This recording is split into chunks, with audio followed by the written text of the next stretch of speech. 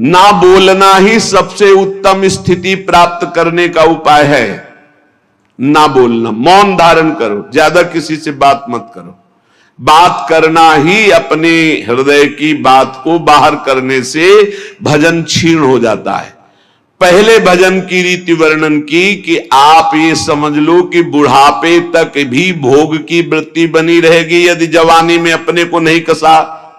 दूसरे की निंदा करोगे तुम्हारे सुकृत नष्ट हो जाएंगे, भक्तों की निंदा करोगे बहुत जन्म के सुकृत नष्ट हो जाएंगे, ईर्ष्या करोगे, क्रोध करोगे, अभिमान करोगे, भजन मार्ग में प्रवेश नहीं होगा, जलते रहोगे। अब भजन करने वाले का स्वभाव कैसा होना चाहिए? गंभीर। जितना प्रश्न हो उसमें भी सावधानी से सारांश में अगर बोलना है तो बोल दो, नहीं कोई जरूरी नहीं आप साधक हो, मौन होकर निकल जाओ। आपसे कोई पूछ रहा है श्री हरिवंश कै बजे सत्संग होता है, आपकी रुचि है तो बोल सकते हो, आपकी रुचि नहीं तो आप नहीं बोलो, कोई अपराध नहीं, क्योंकि आप नाम जप कर रहे हो, आप मौन व्रत लिए हो, आप उपेक्षा वाले मार्ग हो, सबकी उपेक्षा करना, तो उसमें आपको कोई दोष नहीं लगेगा। आपको है तो आप वहां जाकर पूछ लीजिए। ज्यादा बोलोगे तो प्रपंच बढ़ेगा, आप जाइए उन लोगों से पूछ लीजिए, मुझे ज्ञान नहीं, चल दिया। या फिर बोले ही नहीं, मानो सुना ही नहीं, पागल जैसी चेष्टा करके निकल गए कि इसको सुनाई नहीं देता क्या, नहीं बोले। आपका भजन चल रहा है इसलिए कभी कोई अपराध नहीं बने। कोई बोला राधे श्याम आप उत्तर नहीं दे रहे तो आपको कोई अपराध नहीं, क्योंकि हर समय वो तो एक बार बोला राधे श्याम, यहां तो हर वृत्ति राधे श्याम में ही है। गंभीर स्वभाव, को थाह न पावे जहां नीर गंभीर, जैसे जहां अगाध जल होता है कोई था नहीं ले सकता, ऐसे ही साधक का अपना स्वभाव बनाना चाहिए। उच्छृंखल स्वभाव नहीं बनाना चाहिए, बहुत बातचीत करने वाला स्वभाव नहीं, गंभीर चुप शांत। ऐसा संग करो जिसके पास बैठने से ही प्रिया प्रीतम की चर्चा होने लगी, बैठते ही प्रिया प्रीतम की चर्चा, बैठते ही सिद्धांत की चर्चा, प्रपंच की चर्चा नहीं, निंदा नहीं, इधर उधर की बात नहीं। अगर हृदय मंदिर में ठाकुर का प्रादुर्भाव नहीं हुआ तो जीवन निरर्थक रहा, चाहे जो कुछ कर लो, हमारी बात मान लो। लाखों मंदिर देखे हैं, लाखों मंदिर भ्रमण में, जहां आसपास कबूतरों की बैठक हो गई है, कोई बिरला ऐसे कभी गया तो गया नहीं, ऐसे करोड़ों के मंदिर बने। अगर तुम्हारे हृदय मंदिर में प्रभु का प्रादुर्भाव नहीं तो कुछ बात नहीं बनी। और हृदय मंदिर के पट खोलते हैं गुरुदेव, रसिक गुरुदेव। एक बार चतुरदास जी नाम के एक महापुरुष अपने गुरुदेव की सेवा में रहते। बड़े भाग्यशाली होते हैं जो गुरु की सेवा प्राप्त हो जाती है, बड़े भाग्यशाली होते हैं। रसिक गुरुदेव की सेवा, जैसे महापुरुषों की सेवा में जो रहते हैं उनको हम महापुरुष के समान ही मानते हैं। गुरुदेव के चरणों में बाद में प्रणाम करेंगे, मानसिक पहले गुरु चरणों की सेवा में रत रहने वालों को प्रणाम करते हैं। और जब नजदीक वो किसी सेवा निमित्त नजदीक आते हैं तो उनके भर नेत्र चरण देखते हैं और उनके चरणों में बार बार प्रणाम करते हैं। क्यों? क्योंकि हमारे गुरु चरणों की सेवा में ये है। इनके चरणों की वंदना से, गुरु वंदना से भी अधिक लाभ प्राप्त होता है। जो हरिवंश उपासक सेवे सदा सेवू ताके चरण विचारी, जो हरिवंश को धर्म सिखावे सोई तो मेरे प्रभु ते प्रभु भारी। तो श्री चतुरदास जी अपने गुरुदेव की सेवा में रहते थे। बड़े अहोभाग्य है जिनको गुरुदेव के आज्ञा पालन करने का सौभाग्य मिलता है। उनके पुण्य की क्या महिमा, जिनको गुरुदेव आदेश करते हैं आप ऐसा कीजिए, अहोभाग्य अहोभाग्य जिन्हें गुरुदेव की आज्ञा मिल गई। इन्हीं का नाम खोजी जी पड़ा, चतुरदास जी का नाम खोजी जी पड़ा। ये गुरुदेव जी के सेवा में, अब जैसे गुरुदेव लघु शंका कर रहे तो पानी लिए खड़े, गुरुदेव को हस्त प्रक्षाल आचमन आज्ञा कब क्या हो जाए तो जल की सेवा ले खड़े थे। गुरुदेव जी लघुशंका में ही समीप बैठे। बड़ा भारी पीपल का वृक्ष दूर था, तो वायु के द्वारा उसके फल और पत्ते बीज सब पड़े थे। लघुशंका किए, हंसने लगे और हंसते हंसते हाथ प्रक्षालन किया, आचमन किया। तो इतनी जोर की मस्त मुस्कुराहट और हंसी थी। श्री चतुरदास जी ने, जिनको खोजी जी बाद में कहा गया, आचमन करा रहे थे, कहा गुरुदेव कोई मधुर प्रसंग प्रभु का याद आया या कोई घटना घटी? आप बहुत मुस्कुरा रहे हैं, बहुत हंस रहे हैं इस समय, बाय प्रसंग तो कोई ऐसा है नहीं। कहा तू कैसा शिष्य है रे, सेवा में रहता और मेरी हंसी का कारण नहीं जान पाया? मैं क्यों हंसा, इतना भी तुझे ज्ञान नहीं, और मेरी सेवा में रहता है? कैसा शिष्य है जो गुरु के मन की बात न जान पावे, गुरु के इशारे के, गुरु के मनोभाव को न जान पावे, वो शिष्य ही क्या? चलो सेवा छोड़ो, मैं क्यों हंसा इसकी खोज करके आओ। अब बताओ, गुरुजनों की प्रति सेवा कर बहुत कठिन है, बहुत कठिन है। यहां कहा कि छोड़ो सेवा, मैं क्यों हंसा ये बताओ, आके खोज करो। अब गुरु आ गया, तुम्हारी बुद्धि अब सेवा के अधिकारी नहीं, यदि तुम ये नहीं जान सकते मैं क्यों हंसा। हंसे गुरु जी और फंसे चेला जी। आप समझो, आप मतलब कितना कठिन विषय है गुरु सेवा, बहुत कठिन। यही तो अमोघस्य, जो जीत गया अमोघस्य। तुम्हारी बुद्धि विवेक रहित है। जब तक तुम हमारे हंसने का कारण ज्ञात करके ना हो, तब तक तुम्हें हमारे पास कभी नहीं आना चाहिए। चलो जाओ यहां से, आश्रम से। हमारे मन की बात जब जान जाओगे कि मैं क्यों हंसा, उसका कारण सही बताओगे आकर के, और जो मैं मन में सोच रहा था तो फिर सेवा में रख लूंगा, तब मैं मानूंगा कि तुम मेरे सच्चे शिष्य हो और सेवक हो। साष्टांग दंडवत किया, जो आज्ञा गुरुदेव। अब चल दिए, जहां संत महात्मा मिलते तो विनम्रता पूर्वक दंडवत करते हो, कहते हमारे गुरुजी लघुशंका करते समय हंस दिए, क्या कारण था?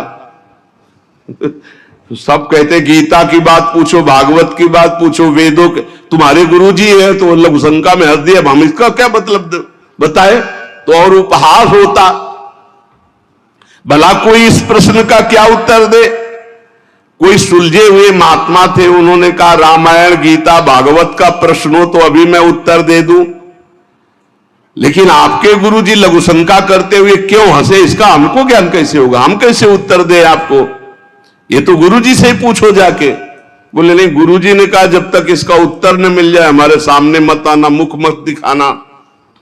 अरे संत जन बहुत पहले, और हर उनकी आज्ञा में बहुत बड़ा रहस्य होता था। अब ये रोज जलते कि गुरु सेवा से वंचित हो गया, गुरु सेवा छूट गई। साधक को इस बात की बहुत पीड़ा होनी चाहिए, जिसको गुरु सेवा, तो ये होना चाहिए कि कौन सा अपराध बन गया, दुर्भाग्य आ गया कि गुरु सेवा छूट गई। वो रात दिन जलते इसी प्रकार, और संतों से जा जाकर पूछते पर कोई समाधान नहीं मिला। अब उन्होंने विचार किया गुरु जी के सामने जाना नहीं, सेवा है नहीं, तो अब शरीर को रख के क्या करें? शरीर को नष्ट कर देते हैं, शरीर का परित्याग कर देने की ठानी। ये देखो, ये है गुरु भक्त का लक्षण कि अब शरीर रख के क्या करें? गुरु जी ने सेवा से निकाल दिया, उत्तर मिल नहीं पा रहा, तो शरीर किस काम का? अब वो एकांत में निर्जन वन में जाकर बैठ गए और नाम जप करने लगे, और सोचा बस भूख प्यास से पीड़ित होकर यही शरीर छोड़ दूंगा, कुछ खाना नहीं, कुछ पीना नहीं, रात दिन भगवान नाम जप करना, शरीर छोड़ दूंगा। गुरु की आज्ञा पे थे, जिज्ञासा प्रबल थी, सेवा छूट गई थी, पीड़ा बहुत थी। अभी कुछ ही दिन हुए थे, न अन्न न जल, रात दिन नाम जप और शरीर छोड़ने का संकल्प। महामहिम श्री कबीरदास जी प्रकट हुए। ए भाई आंख खोलो। आंख खोला तो देखा कबीरदास जी, साष्टांग दंडवत किया। हां, क्या प्रश्न है तुम्हारा? क्यों इतना कष्ट सह रहे हो? इसका मतलब समझ रहे हो? जब कोई सच्ची भावना से भगवान का भजन करता है तो भगवान अपने दिव्य पार्षदों को भेज देते हैं समस्या का समाधान। सुनो, जब तुम्हारे गुरुजी लघुशंका कर रहे थे तो उनकी लघुशंका की ढाल में एक पीपल का बीज बह रहा था। बीज को बहते हुए लघुशंका में देखकर गुरुजी विचार करने लगे कि ओहो, देखो इस बीज में पीपल का पूरा वृक्ष छुपा हुआ है। लेकिन जब ये बीज पीपल में था तो कितना बंदनीय और कहां सुव्यवस्थित था, और जब ये पीपल से अलग हुआ तो लघुशंका में बह गया। इसका मतलब पीपल का वृक्ष साक्षात ब्रह्म है और उसका अंश जीव है।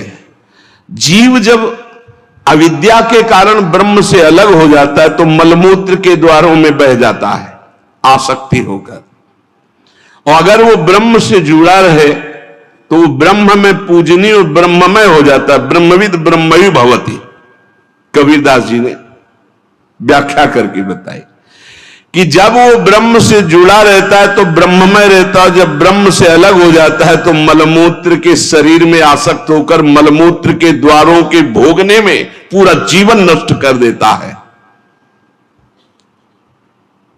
जीवात्मा जब प्रभु से विमुख हो जाता है तो उसकी यही दुर्गति होती है। जैसे पीपल के वृक्ष से फल से वो बीज अलग हो गया तो लघुशंका के प्रवाह में बह गया, और नहीं तो इतना महान वृक्ष उसमें छिपा हुआ है कि अगर उसे सुव्यवस्थित किया जाए।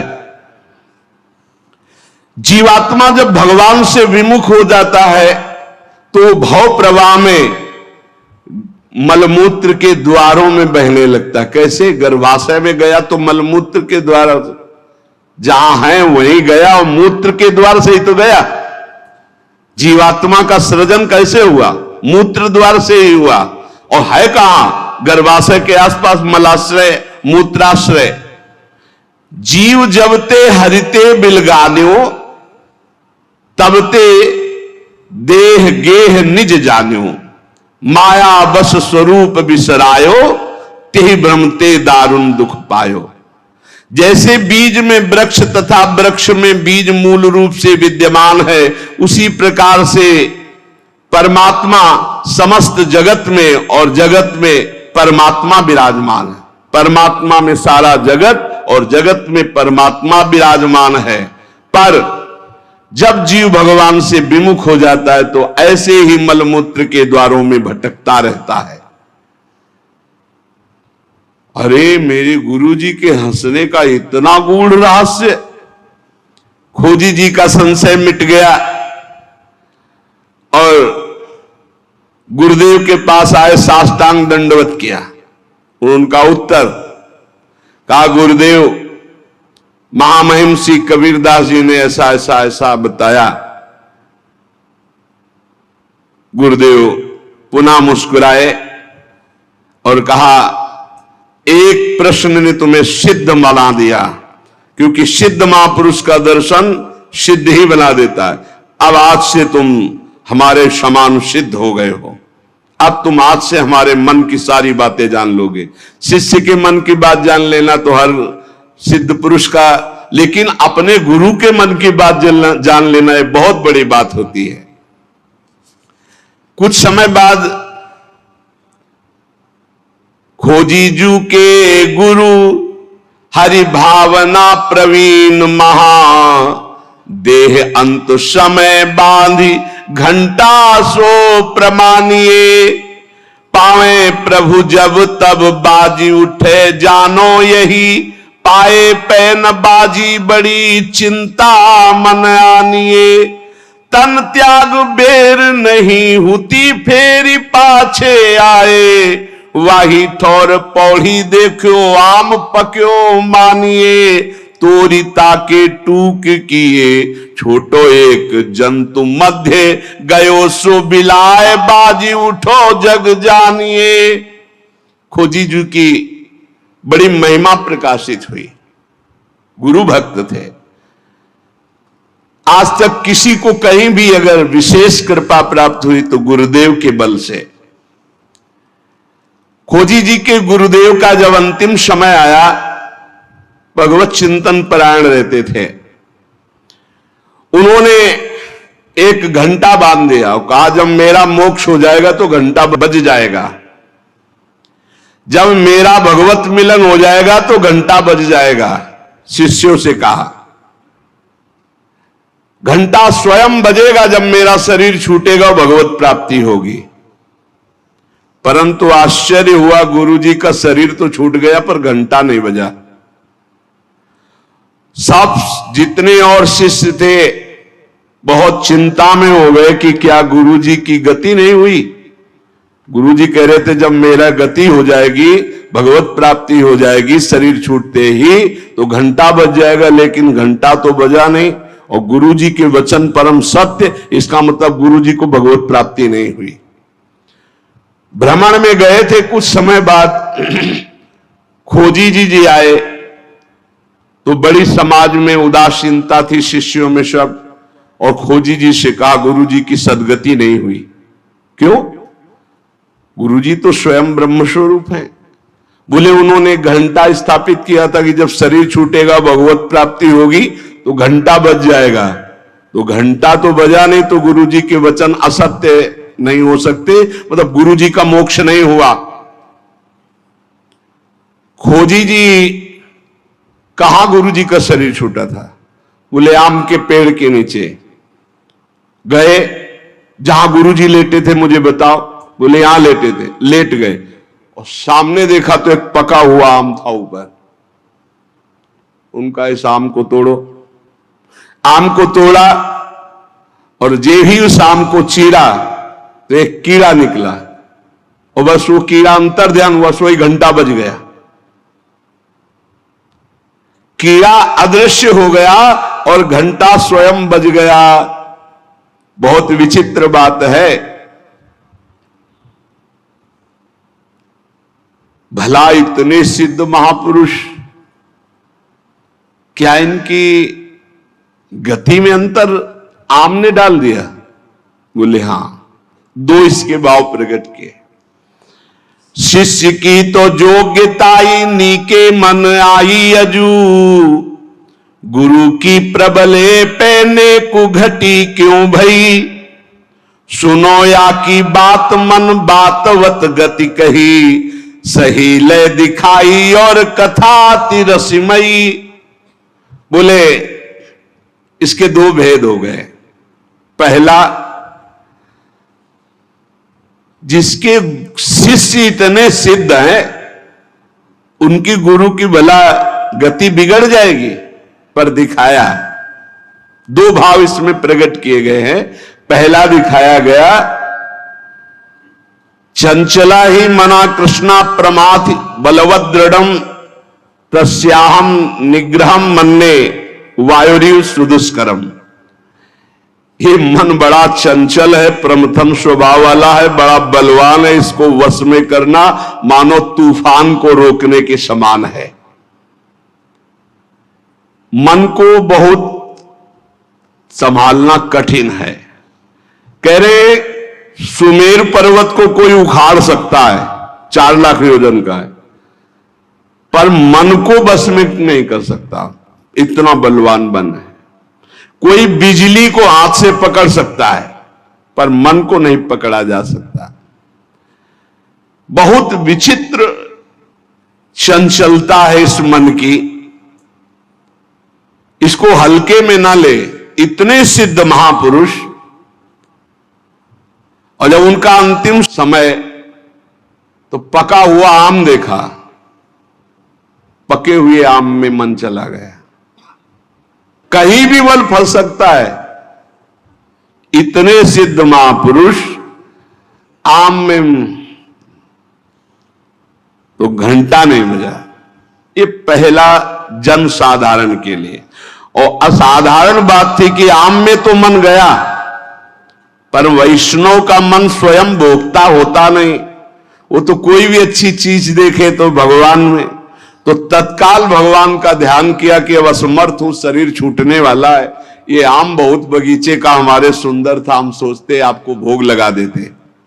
इसी सोच में प्राण निकल गए तो भगवान ने अंतिम इच्छा पूर्ति करने के लिए कीट रूप धारण करके आम पाने आ गए। तो भगवान से मिलन हुआ नहीं। जब आम को छेदन किया और वो भगवान अंतर ध्यान हुए, तब जाके खोजी जी से मिले तो घंटा बज गया। इसका आंतरिक रहस्य बताया। तो यहां ये बताया गया कि मन बड़ा चंचल है। भगवत प्राप्ति करने वाले उपासक को कहीं भी अपने मन की वृत्ति ना अटक जाए, इसमें अंतिम तक सावधान रखना है। अंतिम तक कभी भी फंस सकती है। और दूसरी बात है, जिसका स्वभाव बन गया है हर वस्तु हर व्यक्ति में भगवान का दर्शन, भगवान को समर्पण, तो उसकी दुर्गति नहीं हो सकती। तीसरी बात, जो गुरुदेव के शरण में रहकर गुरुदेव की आज्ञा अनुसार चलते हैं, आपको सच्ची बतावें, गुरु अपने से भी ऊपर महिमाशाली उसे बना देता है। इस प्रसंग से समझिए कि अगर खोजी जी को गुरुदेव ने आज्ञा दी तो सिद्धों के परम सिद्ध बना दिया अपने शिष्य को। ऐसे विकल प्रेमी महापुरुष को समस्त देवता ब्रह्मादि नमस्कार करते, पूरे भुवन में यश फैल जाता है और वो यश सबका मंगल करने वाला होता है। एक पुण्य बल से यश फैलता है और एक भजन बल से यश फैलता है। जो भजन बल से फैलता है वो सबका मंगल करता है। जो पुण्य बल से वो वाह वाह होती, बस केवल वाह वाह। और जब भजन बल का यश फैलता है तो आह निकलती कि मैं कैसे ऐसा प्रेमी बनूं, मैं कैसे सब दोषों से रहित होकर भगवान का भजन करूं। इतना अंतर है, यश दोनों का फैलेगा। एक पुण्यात्मा का तो वाह वाह होगा, कितना सुंदर विमान, कितना सुंदर वैभव, कितना सुंदर ये। लेकिन जब किसी प्रेमी महाभागवत का यश फैलेगा तो उसके हृदय में जलन होगी। मैं कैसे इन सब दोषों को दूर करके कैसे मैं भजन करूं, कैसे भगवत प्राप्ति करूं, तो आह निकलेगी। प्रेमी का यश आह निकलवाएगा और पुण्यात्मा का यश वाह निकल। क्या बात है, वाह। ऐसा बिल्कुल अपने हृदय को कोरा बनाना है और उसमें जो गुरुदेव रंग रंग रहे बस उतना ही रंगना है। बहुत बढ़िया रंग जाओगे प्यारी जू प्यारे जू की उसमें। नहीं तो फिर होली तो प्यारी जू से ही केवल खेलनी और रंग न पड़ने पावे। जो हमारा चित्त अपनापन से श्री जी के चरणों में, तो बोले जुगल प्रेम रस मगन जे तेई अपने जान, सब विधि अंतर खोल के तिन्ही सो रुचि मान। जो प्रिया प्रीतम के प्रेम में भाव से डूबे हुए महापुरुष हैं, उनसे कभी हानि नहीं होने वाली। नहीं, भाव में बड़ी हानि। जिनकी चरण रज की प्राप्ति के लिए बड़े बड़े साधन भी समर्थ नहीं है, उनकी जब हम चर्चा, यहां संसार में क्या समझा जाता है। श्री प्यारी जू और प्यारे जू की महिमा से बिल्कुल अनभिज्ञ जन है। तो पहले इनको जो सिद्धांत है प्रथम सुने, भागवत भक्त मुख भगवत बानी, गीता भागवत योग वासिष्ठ, इनके सिद्धांतों से परिपक्व करके साधना की भूमि में लाके फिर धीरे धीरे थोड़ा थोड़ा प्रेम का छीटा। और एक आश्चर्यमयी बात देखना, हम सुनाएंगे तुम्हें गीता भागवत और सिद्धांत, और जब आप हमारी तरफ झुकोगे तो आपकी ठसक बोलेगी हमारे माई श्यामा झुको राज। बच्चा बच्चा बोलेगा। और हमें अपनी उपासना किसी को बैठ के समझानी नहीं है, तुम्हारे हृदय में ट्रांसफर हो जाएगी। वही हर एक कौन से साधक में या उपासना में मिलावट है, आप बताओ। किसी भी बच्चे की उपासना में मिलावट नहीं होगी। ये साधक और संतों की तो बात जाने दो। क्यों? जहां वो दृष्टि मिलाएगा, जहां अपनापन करेगा कि मेरे महाराज जी, वही मेरी महारानी, पलट कर वो उसके हृदय में आ जाएगा, पलट कर आ जाएगा। ये समझाने का विषय नहीं, ये अपने आप पलट के आ जाएगा। अनन्यता जो यहां है वही तुम्हारे हृदय में ठसक बैठ जाएगी, कुछ अच्छा ही नहीं लगेगा। देख लेना, हम चाहे जितना योग वासिष्ठ सुनावे तुम्हें, चाहे वेदांत सुनावे, परिणाम तुम्हारे अंदर यही आएगा। राहो को काहू मने दिए मेरे प्राणनाथ श्री श्यामा, शपथ करो तृण छिए, यही आएगा, देख लेना। क्यों? क्योंकि गुरु ने यही दिया है। जो ये विराजमान महापुरुषन ने सब रस गायो देखनो, ये है कि उनको हियो कहा ठहरानो, ताको गहनो, वही आ जाएगा आपके हृदय में। इही रस परस्यो नाही जिनी, तू जिन पर से ताही, तासो ना तो नाही कछु, ये रस रुचे न जाही। जिसको श्यामाजू से परिचय नहीं, श्यामा श्याम से परिचय नहीं, उसको कभी भी छूना नहीं। वैसे साधक उपासक चाहे गृहस्थ चाहे विरक्त हो, अपनी तरफ से किसी को छूने की आदत ना रखे। छू के बात करना या ऐसे कि अपनी तरफ से ना करे, कोई टच हो जाए वो बात अलग है, कोई ऐसे छू ले उसे नहीं छूना। अपनी तरफ से किसी को स्पर्श न करे, सहसा किसी को हृदय से न लगावे, हृदय से उसी को लगावे जो प्रिया प्रीतम के अनुराग रंग में भरा हो। हमने देखा है पूज्य महापुरुषों को, एक आए थे, उन्होंने ऐसे किया, वो 2 कदम पीछे हट गए, फिर आगे वो बढ़े, ऐसे फिर पीछे हट गए। पूछा ऐसा क्यों किया, आप गले क्यों नहीं लग रहे? तो उत्तर जानते हो क्या था? हम इसके योग्य नहीं। ऐसी चतुराई से, ऐसी प्रवीणता से मारा कि उनको क्षोभ भी नहीं हुआ और आप अपने को बचा लिया। बोले हम इसके योग्य नहीं। कहां आप? और बोले नहीं, बोले नहीं, पीछे हटते चले गए। गजब का मतलब यही तो है 64 कला प्रवीण तदपि भोरी। कैसी उनके हृदय में क्षोभ नहीं हुआ, उनका मैं योग्य नहीं हूं आपके इस, बस तिनको प्रश्न कीजिए, मना है, क्योंकि परमाणु होते हैं शरीरों में। अगर हम रसिक महापुरुषों के कैसे कैसे तुम्हें अनुभव बताएं, बहुत दिव्य परमाणु होते हैं। संग सोई जाके मिले, भूले गृह व्यवहार, तिहि छिन आवे हिये में, अद्भुत जुगल बिहार। बड़े परमहंस प्रिया प्रीतम के अनुराग में डूबे हुए जो रसिक जन है, बोले इनके संग का प्रभाव घर परिवार जितना भी संसारिक राग है, इस राग को मिटा करके प्रिया प्रीतम के अनुराग में स्थित कर दे, उसे ही सत्संग कहते हैं, उसे ही रसिकों का संग कहते हैं। ये बहुत दुर्लभ है रसिकों का संग। भगवत रसिक, रसिक की बातें रसिक बिना को समुझ सके ना। और आप जहां बैठे हो ये रसिक शेखरों की भूमि है, वृंदावन ये रसिक शेखरों की भूमि है। जिनके देखे पुलक तन, रोमांचित हुए जाहि, सुनत मधुर तिनके बचन, नैन भरे जल आही। धन्य है जो ऐसे रसिक मिल जाए, जिनके दर्शन मात्र से हृदय शीतल होने लगे, जिनके दर्शन मात्र से प्रपंच की अग्नि शांत होने लगे, हृदय शीतल होने लगे, और जिनके वचन सुनने पर आंसू आ जाए। बोले ऐसे रसिकों का संग, बड़ी कृपा होती है लाडली लाल की, तब रसिक संग मिलता है। भूमि में, आकाश में, अर्थात समस्त लोकों में ऐसे महापुरुष का बंधन होता है। ब्रह्मा आदि बड़े बड़े देवता, ईश्वर कोटि के जब ऐसे प्रेमी को देखते हैं तो नमन करते हैं कि धन्य है इसका जीवन। भवेदिया कुत्रापि पृथ्वी स एकाच्छित यशा। आकाश में, पृथ्वी में सर्वत्र उसका यश फैल जाता है। ये परम पावन यश सबको निष्पाप करके भगवत भक्ति प्रदान करने की सामर्थ्य रखता है। मम भक्ति युक्तो भुवनम पुनातु, लोक के लोक पावन कर देता है।